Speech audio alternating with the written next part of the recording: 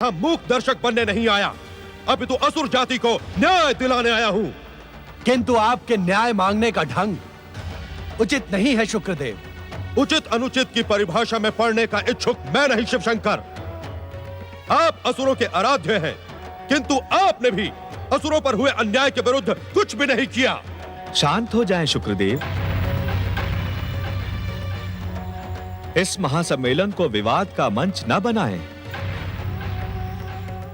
जब तप व्रत जैसी कल्याणकारी भावना पर विवाद अनुचित है। सर्वप्रथम इस पर चर्चा पूर्ण हो जाने दें। उसके पश्चात हम आपके प्रस्तावों पर अवश्य विचार करेंगे। विचार अभी और इसी समय करें श्री विष्णु।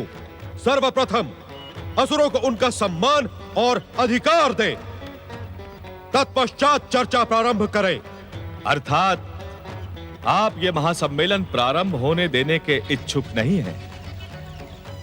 इस व्यर्थ वाद विवाद का परिणाम आपके हित में शुभ नहीं होगा। आपको ये वाद विवाद शोभा नहीं देता है शुक्रदेव। हम आपको विश्वास दिलाते हैं कि आपके समर्थन और स्वीकृति के बिना हम कोई निर्णय नहीं करेंगे। मुझे आप पर तनिक भी विश्वास नहीं है। छल से असुर सेनापति, राहु का शीश काटने वाले, मोहिनी रूप धारण कर असुरों के साथ पक्षपात करने वाले श्री विष्णु से मैं भली भांति परिचित हूं। मुझे ज्ञात है असुरों के प्रति आप सबके मन में तनिक भी सहानुभूति नहीं है।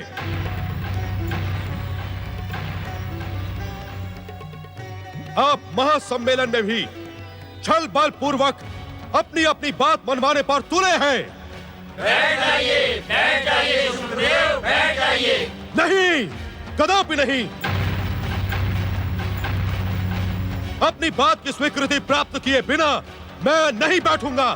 मैं विरोध करता रहूंगा, करता रहूंगा। ब्रह्मा जी, देवाधिदेव शिवशंकर, इस विवाद को यहीं समाप्त कर देना उचित होगा। अन्यथा इस महासम्मेलन का उद्देश्य ही समाप्त हो जाएगा।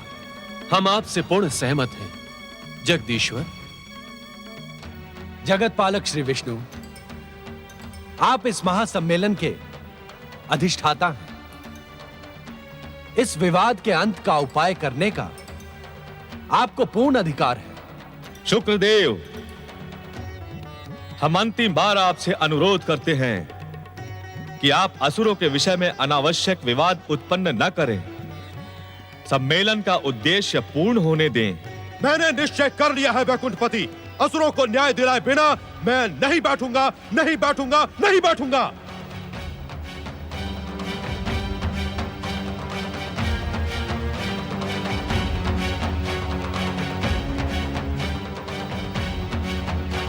ऐसी स्थिति में आप अपने अनुचित हठ का परिणाम भोगने के लिए प्रस्तुत हो जाएं। मैं विष्णु घोषणा करता हूं कि शुक्रदेव के शरीर में स्थित देवत्व मात्र उनके ग्रह नक्षत्र भाग में सीमित हो जाएं।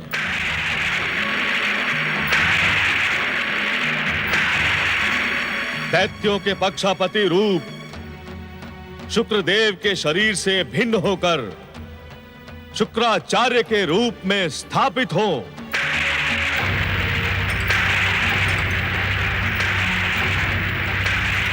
जो कि दैत्य गुरु के रूप में प्रसिद्ध होगा।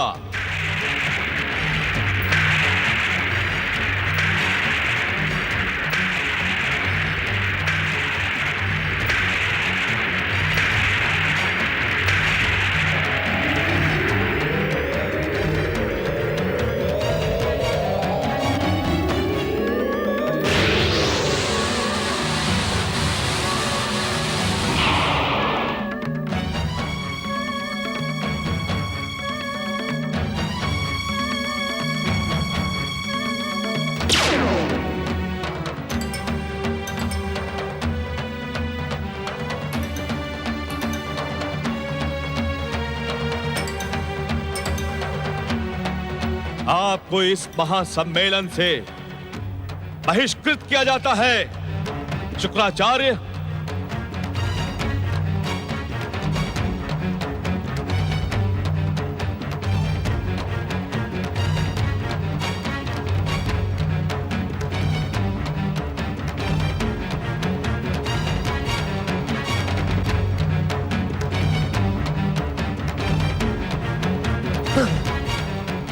ब्रह्मा, विष्णु, महेश और समस्त देवतागण सुन ले, मैं अपने इस घोर अपमान का प्रतिशोध अवश्य लूंगा। मैं दैत्यों को इतना शक्तिशाली बनाऊंगा कि वे आपके जप, तप और व्रत की समस्त योजनाओं को ध्वस्त कर सके। श्री हरि विष्णु द्वारा वैकुंठ और देवलोकों से बहिष्कृत शुक्राचार्य के विरोधात्मक स्वरूप का प्रभाव त्रिदेवों पर किंचित मात्र भी न पड़ा। महासम्मेलन का कार्य आगे बढ़ाते हुए जगदीश्वर श्री हरि विष्णु ने जप, तप, व्रत की महान महिमा से जन जन को लाभ पहुंचाने के लिए विचार विमर्श का प्रारंभ किया। इसी समय चारों बाल ऋषि जप, तप, व्रत और श्री हरि की महिमा का गुणगान करते हुए ज्यों ही वैकुंठ के मुख्य द्वार पर पहुंचे, उसी समय वैकुंठ के द्वारपालों ने उन्हें भीतर प्रवेश करने से रोक दिया। ठहरिए। अतिथि पत्रिका में आप 4 बाल योगियों के नाम नहीं हैं। आप चारों इस महासम्मेलन में आमंत्रित नहीं हैं। आप वैकुंठ में प्रवेश ना करें। प्रिय जय, प्रिय विजय, हम चारों ही जगदीश्वर श्री विष्णु के अंशावतार हैं। इस संसार का हर जीव जगदीश्वर भगवान श्री विष्णु का ही अंशावतार है। किंतु जिस उद्देश्य से यह सम्मेलन आयोजित किया गया है, उसी जप, तप और व्रत की महिमा का गुणगान करने के लिए ही प्रभु ने हमें प्रकट किया था। किंतु महासम्मेलन में जप, तप और व्रत की महिमा का गुणगान नहीं, अपितु नियम आदि निर्धारित किए जा रहे हैं। किंतु महासम्मेलन में जप, तप और व्रत की महिमा का गुणगान नहीं, अपितु नियम आदि निर्धारित किए जा रहे हैं। वहाँ आपका क्या कार्य? हमारा कार्य में ज्ञात है। आप दोनों हमारा मार्ग न रोके। महासम्मेलन में हमारा शीघ्र पहुंचना अत्यंत आवश्यक है। ये असंभव है। हम आपको भीतर जाने की आज्ञा नहीं देंगे। जय विजय, तुम दोनों अनुचित कार्य कर रहे हो। हम दोनों श्री विष्णु के द्वारपाल हैं। उचित अनुचित को भली भांति जानते हैं। जय विजय, तुम में हट के साथ साथ अहंकार भी प्रवेश कर गया है। बाल योगियों, हमारे विकार को ढूंढने का दुस्साहस न करो। इस स्थान से शीघ्र हट जाओ। नहीं, तुम हमें शक्ति का प्रयोग करने पर विवश कर रहे हो। अहंकार पूर्ण भाषा बोलकर तुम दोनों ने हमारा अपमान किया है। हम तुम्हें शाप देते हैं। वैकुंठ से तुम दोनों का पतन हो जाएगा। तुम बार बार दैत्यों के रूप में जन्म लोगे तथा हर युग में जगदीश्वर भगवान श्री विष्णु के अवतारों द्वारा मृत्यु को प्राप्त होगे।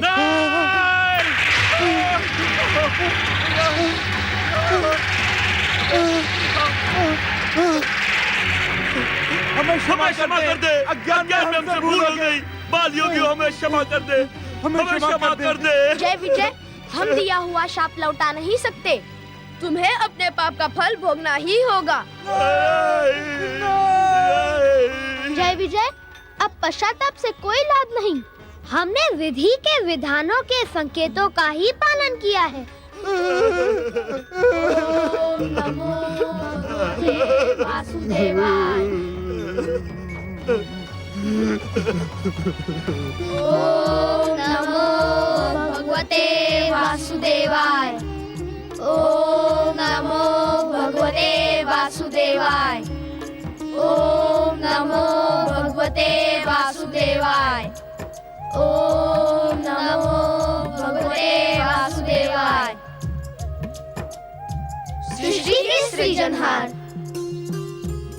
सृष्टि के पालक, सृष्टि के संहारक तथा महासम्मेलन में उपस्थित सभी गणमान्य अतिथियों को हमारा प्रणाम। प्रणाम प्रणाम। जगदीश्वर भगवान श्री विष्णु, हम चारों इस समय महासम्मेलन सभागृह में क्षमा भाव के साथ उपस्थित हुए हैं। बैकुंठ के द्वारपाल जय विजय के अहंकारिक हस्तक्षेप के कारण हम सब ने उन्हें हर युग में असुर रूप में जन्म लेने का श्राप दिया है।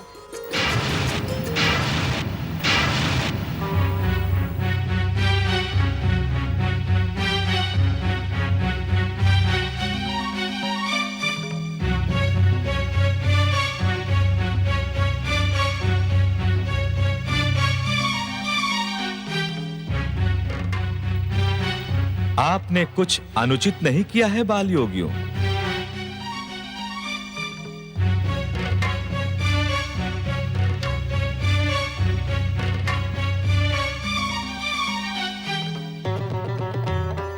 हम त्रिदेवों को इस बात का ज्ञान है कि सतयुग, त्रेता युग और द्वापर युग में जब धर्म के उत्थान और मानवता के कल्याण के लिए हम अवतार धारण करेंगे, तब बैकुंठ लोक से पतित यही जय विजय ही हमारे सम्मुख असुर बनकर शत्रु रूप में खड़े होंगे।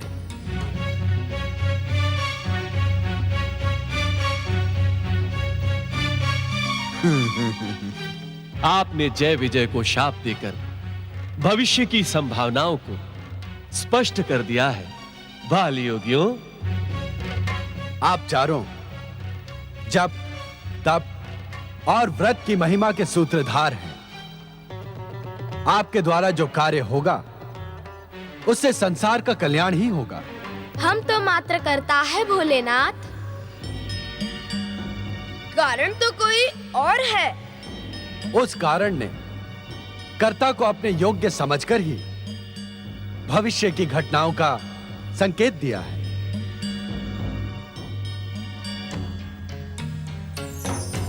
जगदीश्वर भगवान श्री विष्णु को हम सभी ग्रह अपना आराध्य मानते हैं।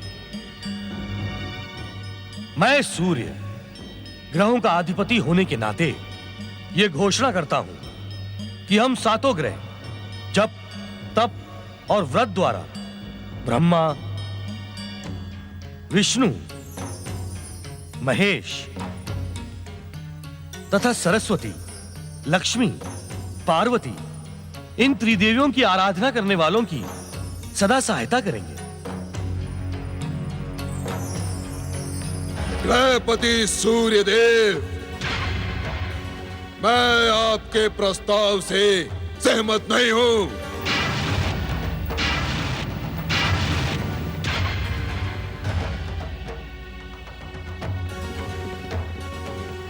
आप अपनी इच्छा और निर्णय मानने के लिए मुझे शनि देव को विवश नहीं कर सकते। मैं स्वयं शक्तिशाली एवं तेजस्वी हूं। मेरा अपना अस्तित्व एवं महत्व है। पुत्र शनिदेव, हमें शक्ति, तेज और महत्व ब्रह्मा, विष्णु, महेश की कृपा से ही प्राप्त हुआ है। इन्हीं की कृपा से संसार में हमारा महत्व है।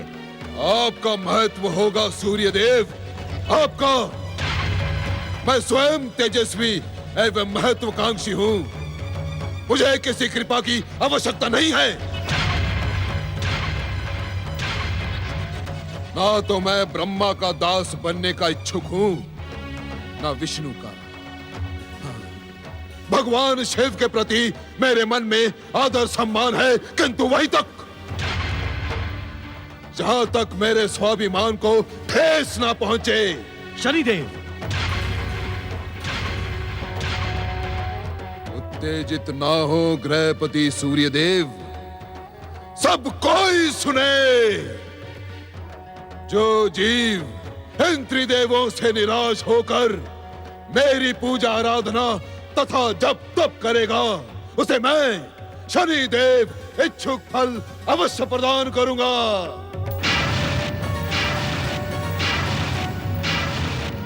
सब कोई सुने, जो जीव इन त्रिदेवों से निराश होकर मेरी पूजा आराधना तथा जप तप करेगा उसे मैं शनि देव इच्छुक फल अवश्य प्रदान करूंगा।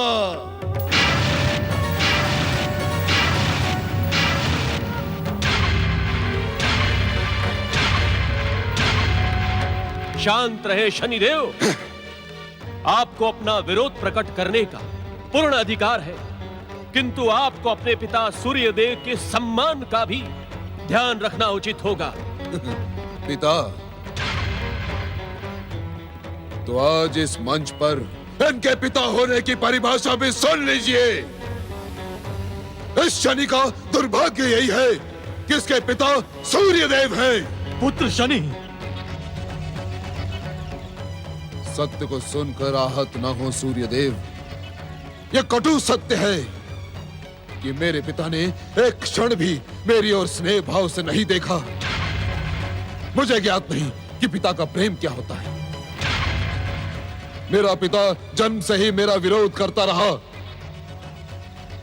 और यह बात मैं कदापि नहीं भूल सकता कि इन्होंने मेरी विमाता संध्या का पक्षपात करते हुए मेरी माता छाया का सदा सदा अपमान किया। पुत्र शनिदेव, क्या तुम हमारे साथ ही साथ ब्रह्मा, विष्णु, महेश का भी अपमान करने की इच्छुक हो? मेरे मन में आपके समान ही इनके प्रति कोई आदर नहीं। इन सब ने भी आप ही के समान सदा मेरी उपेक्षा की है, सदा मुझे अशुभ और नीच ग्रह समझा है। इन्होंने